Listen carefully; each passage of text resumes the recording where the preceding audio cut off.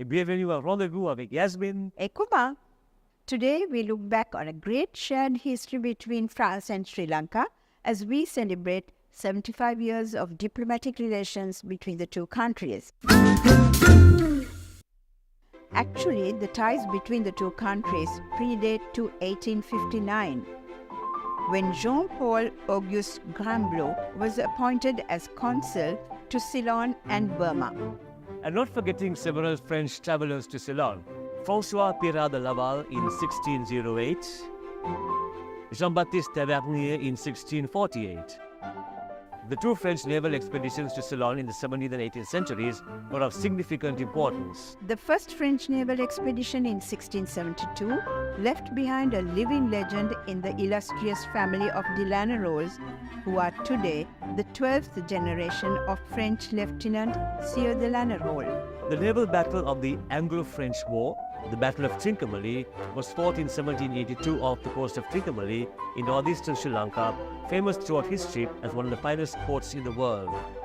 And visits of other distinguished personalities, including an empress and a prime minister. Visit of ex-French Empress Eugénie, wife of Napoleon III in 1908. Voilà, c'est un monde, la rencontre de ces monarchies d'Europe avec l'île de Ceylan. Alexandra David Neil in 1911, the first European woman to travel to the forbidden city of Lhasa.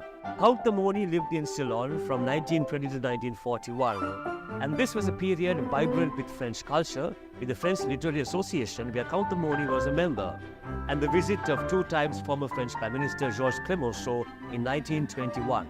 A short break now, but stay for our chats coming up very soon with the French ambassador in Sri Lanka, our former President Chandrika Kumaratunga, our Foreign Secretary Aruni Wijewardene, and our ambassador in Paris, Manisha Gunasekera.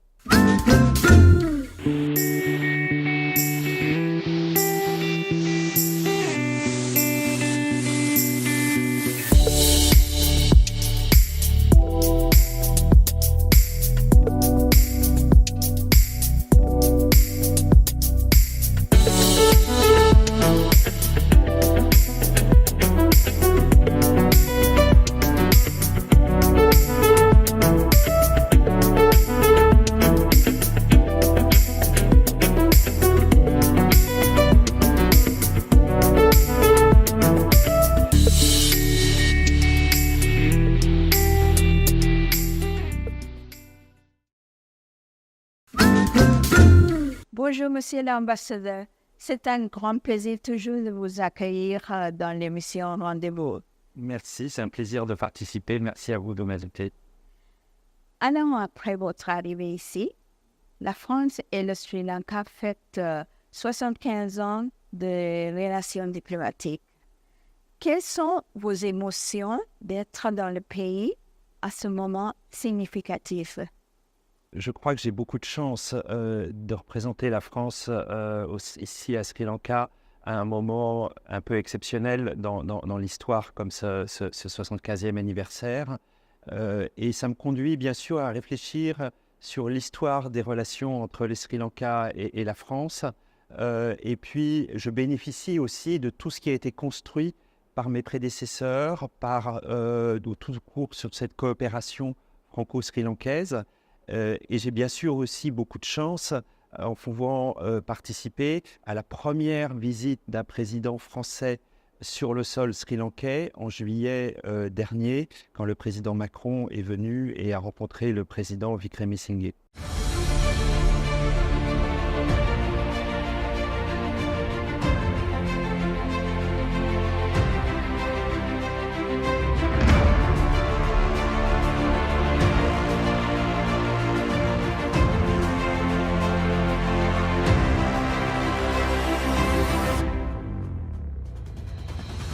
Je veux continuer, je veux poursuivre dans le renforcement de cette coopération.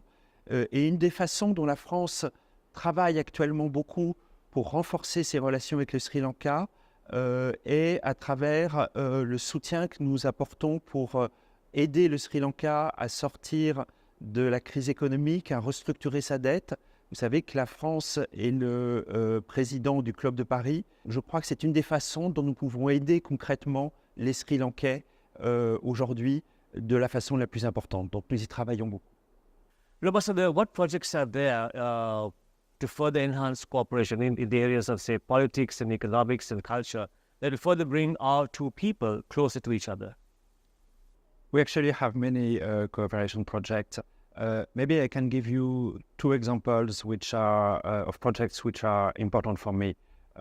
One of them, as a first area, is I want to develop cooperation in education because, to be honest, I think we are not where we should be in our cooperation about education, and I want to increase the relations. French universities are world-class, and they should be attractive for the best Sri Lankan students. So we want to work on that and develop this cooperation, this exchange for the students.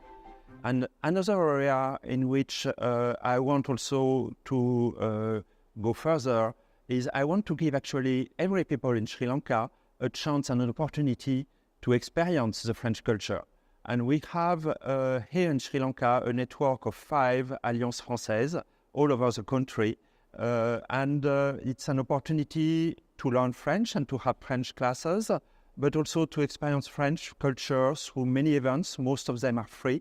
And I would really like to encourage all the people to go and try and have a look at the Alliances Françaises. We have the Alliance Française in Colombo. Is in a beautiful building, is back in its beautiful historical building, and we are proud of it, and we want to develop also this network and to develop the events which we are organizing in the event. So that's one of the things we are going to do in 2023 and 2024. Your Excellency, given the fact that we are not neighbors and we do not have any colonial ties, what is it that binds and bonds our two people so closely, yours and mine? Well, you always need to go back to geography. And actually, I often say that France is actually also an Indian Ocean nation. And of course, I've always met with a bit of surprise when I say that, but it is actually true. For example, if you look at France as territories in the Indian Ocean, and if you look at the coastal waters, actually 30% of French coastal waters, shores, are in the Indian Ocean. Not the Pacific, not the Atlantic, the Indian Ocean. So we have stakes in the Indian Ocean, and increasing cooperation is in our common interest. And there is a reason which is based in history. I think both France and Sri Lanka have a history of independent, sovereign foreign policy, and we understand each other, and we can bring something to each other. And for example, France, I think right now recognize, the commitment of Sri Lanka on global issues such as climate change. Sri Lanka is in a difficult economic situation, but nevertheless, it continues to bring leadership on such issues. And this is something that France recognizes, and I think Sri Lanka also recognize what France does on global issues. So I think this is a strong basis, and I'm optimistic that on this basis, we can continue to develop the relation between the two countries. So this is a French map of Sri Lanka, which dates back to 1700. All the names are in French, but it is a very detailed map of Sri Lanka, and it shows the relationship and which we had at that time in 1700. And I like this map very much because it shows for how long there has been a relationship between France and Sri Lanka. Our next rendezvous is with the Sri Lankan Foreign Secretary, Aruni Wijewardene, who had a long-standing connection with the French language and the French culture. Bonjour Aruni et bienvenue à Rendez Vous. Bonjour Kumar et bonjour Yasmin. Tout d'abord, vous êtes tous les deux très bienvenus au ministère des Relations extérieures. Ça me fait très grand plaisir de vous parler un petit peu sur l'évolution récente des relations entre la France et le Sri Lanka. Aruni, racontez-nous le début de votre histoire d'amour avec la langue et la culture française. Oui, je dirais que ma carrière diplomatique a débuté à l'Alliance française de Colombo parce que c'est là où j'ai appris à parler français. At that time, the Alliance Française was located in Ward Place in Colombo. The teachers were excellent. They came from France, and some of them also Sri Lankan teachers. So we had a very nice community of French Sri Lanka in the pedagogic field. Also, French culture. I recall the director of the Alliance then, Mr. Gauthier Will. I'm sure he will watch this program at some point. So, thank you, Gauthier, for what you have started in with the Alliance. Thereafter, I continued to teach at the Alliance. When I finished my university studies, my first job was at the Alliance Française, teaching French. And then one day something wonderful happened, which was that the director of the Alliance, Mr. Gauthier Will, asked me if I would like to go to France to be trained in order to do a French program on Sri Lankan television. So you can imagine how exciting this was. Certainly it was. So that was the beginning of this bonsoir.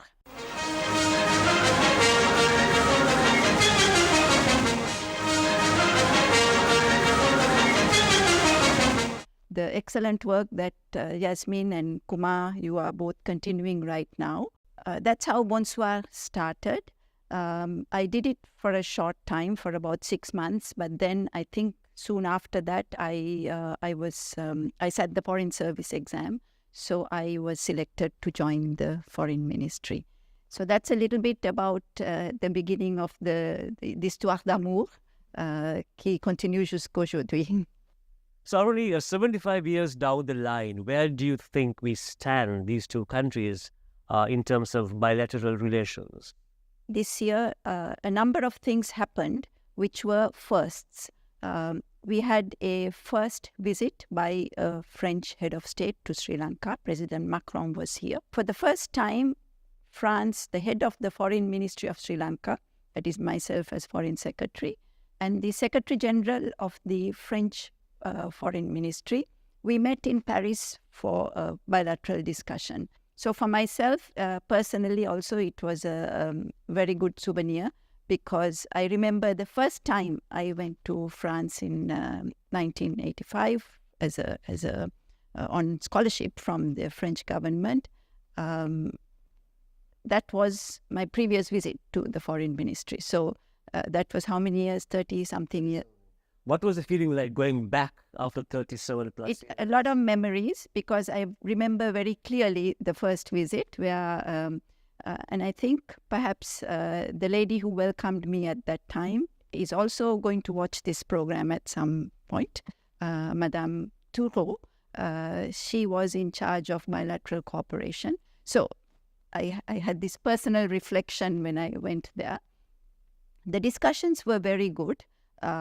Because France, as you know, is a country that is has an identity of the Indian Ocean and the Pacific, and we are looking at how to strengthen in these areas with Sri Lanka. So we have a number of projects we are working on right now, which will be realized very soon. We are looking forward to moving in a constructive way on all this, and I'm personally, because of my interest in this relationship, I'm very happy to see all this happen this year. Already you had a chat with President Macron en français. Yes, oui. Vous avez repéré que madame n'est pas très francophone. Oui, elle m'a salué en français. Mais elle parle même français, pas juste. Non, mais... Oui, j'ai vu. Le président de l'Alliance française de Colombo était là. The president asked me, how is it that you speak good French? And I said it was because of my studies at the Alliance Française in Colombo. And I also told him that I had seen in his Twitter message when he had met with all the network of Alliance Française worldwide in Paris, 100 plus anniversary of the Alliance Française network. So that was a very, very special moment, because also because of the role that Francophonie has been established through the Alliance Française network worldwide. We now connect with the Sri Lankan ambassador in Paris, who's also the permanent delegate to UNESCO, Manisha Gunasekera. Bonjour, Manisha, and good to connect with you in Paris. Bonjour Kumar, je tiens tout d'abord à vous remercier de m'avoir convié à prendre part au programme Rendez Vous à l'occasion du 75e anniversaire the relation diplomatique entre le Sri Lanka and France. Manisha, your appointment came at a very historical moment in time when the two countries are celebrating 75 years of bilateral diplomatic relations, France and Sri Lanka. And I would agree with you that the relations between the two countries and our bilateral cooperation is indeed at a very significant point at this moment. I would call it historic.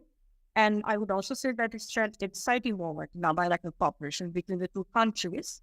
And in terms of the current status of our relations, I would like to frame our cooperation at the moment in the context of the exchange of high-level visits that took place between the two countries. Further consolidating our relations and expanding our cooperation with France also means Sri Lanka moving beyond the Anglophone sphere.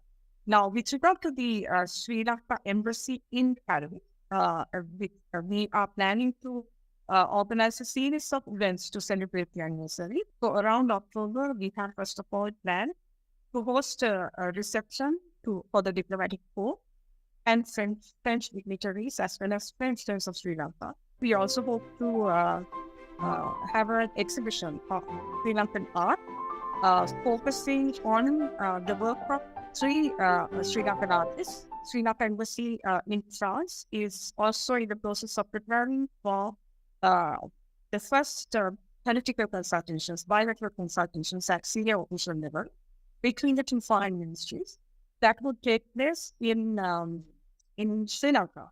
I would also like to refer to the importance of France as a member of the EU. And it's one of the key members of the European Union. And post-Brexit, our relations with France are even more important. France is our 10th largest export destination, and Sri Lanka receives duty-free access to the French market under the EU GSP+. In France, Manisha, how would you showcase the hallmarks of French culture with a Sri Lankan flavor? Yes, I think cultural cooperation between the two countries is a very important aspect of our relations. The French have shown great appreciation of Sri Lankan culture, art, as well as cinema. So I'm looking at the possibility of organizing a retrospective of Sri Lankan cinema. I also want to look closely at the repository of Sri Lankan Ola-leaf manuscripts collection at the French National Library, Bibliothèque Nationale Paris.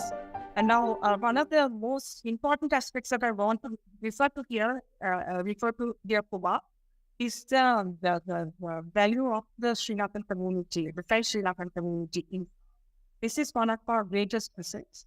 There are at least following successive migrations for the last 40 years or so. They are looking at least 2 generations of the French Sri Lankan community that have got very well established in France. Tarzan, who won La Grande Prix de la Baguette de la Nuit de Paris. That is just one example of the kind of talent that we have here. Manisha, you're also Sri Lanka's permanent delegate to UNESCO. Now, what is the nature of our cooperation with UNESCO, and what special flavor is added to this relationship by virtue of UNESCO being headquartered in Paris?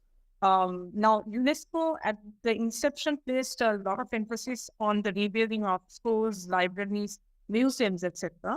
Following the destruction caused in Europe following World War II. UNESCO being located in the cultural capital of the world, the cultural capital of Paris, I think brings special synergies to UNESCO in terms of the promotion and preservation of culture and cultural heritage, which is one of their most important mandates. Now, we have 8 World Heritage Sites under the UNESCO umbrella and 2 intangible cultural sites under UNESCO. And there is a lot of support being extended by UNESCO towards the preservation and the promotion of these sites. Sri Lankan universities, public institutions such as ministries and other agencies, universities, professionals, and the youth can benefit and continue to benefit in various programs in UNESCO, mainly in training, capacity building, sharing of expertise and research. This is in diverse sectors, including culture, education, and the sciences. especially strong in areas such as education, social sciences, scientific research, information and communication, ICT technology, and also in the cutting edge artificial intelligence, AI. One area where Sri Lanka takes a lead role in UNESCO is in the celebration of the International Day of Vesak, which actually binds regions and cultures and countries across the globe. It's a great a moment of celebration of our shared culture and heritage in UNESCO. Thank you very much, Manisha. Great pleasure, a pleasure as always talking to you. Thank you. Thank you very much, Kumar. I also want to extend my appreciation to you and Yasmin. A big thank you to Yasmin as well. It was a great pleasure being part of this. Thank you. Bonjour madame, c'est toujours un très grand plaisir de vous accueillir à Rendez-Vous. Bonjour, Kumar. Madame, being a francophone, francophile, how do you see the growth of Franco-Sri Lankan relations over these past 75 years? To have close relations with France, the French embassy here, and thereafter France itself. When I was in my teens, late teens, at that time the relations were very little.